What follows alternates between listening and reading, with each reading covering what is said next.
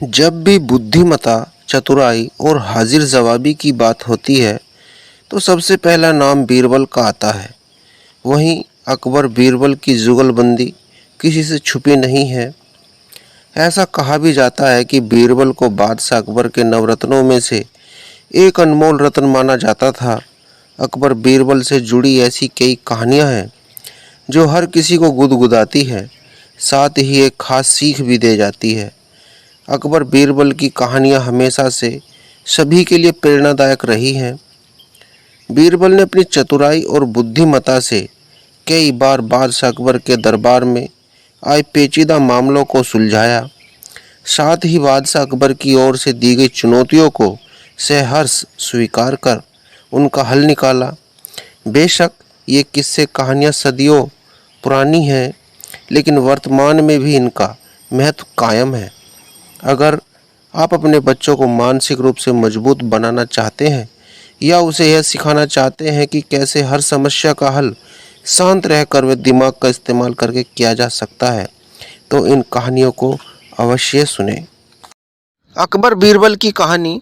सबकी सोच एक जैसी। एक बार राजा अकबर अपने दरबार में किसी खास विषय पर चर्चा कर रहे थे। उस विषय पर उन्होंने राज दरबार में मौजूद सभी लोगों से उनकी राय मांगी।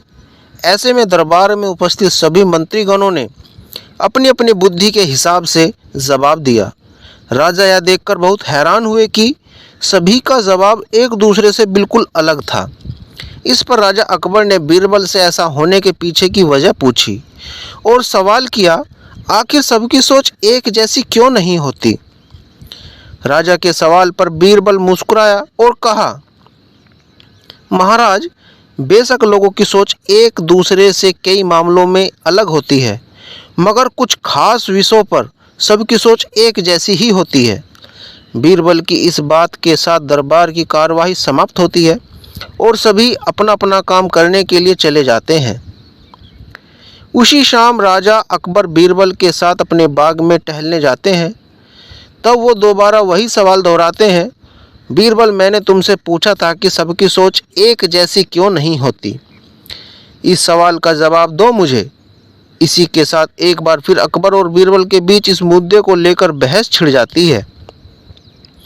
जब लाख कोशिशों के बावजूद राजा अकबर को बीरबल की बात नहीं समझ आती, तो वह अपनी बात को समझाने के लिए एक युक्ति निकालता है।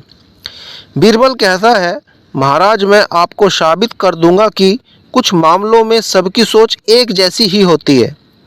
बस आप एक फरमान जारी कर दीजिए। फरमान यह होगा कि आने वाली अमावस्या की रात को सभी अपने अपने घर से एक लोटा दूध लाकर आपके बाग में बने सूखे हुए कुएं में डालेंगे और इस फरमान को न मानने वाले को सख्त से सख्त सजा दी जाएगी।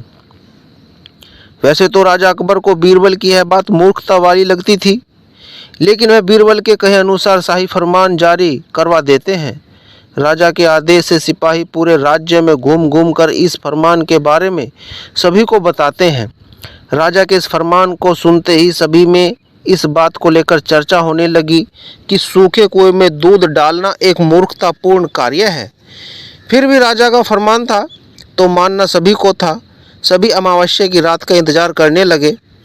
देखते देखते अमावस्या की रात भी आ गई और सभी अपने अपने घर से एक एक भरा लोटा लेकर कुएं के पास जमा हो जाते हैं। बारी बारी से सभी कुएं में लोटा पलटकर अपने अपने घर की ओर चले जाते हैं। यह सारा नज़ारा राजा अकबर और बीरबल छिपकर देख रहे होते हैं।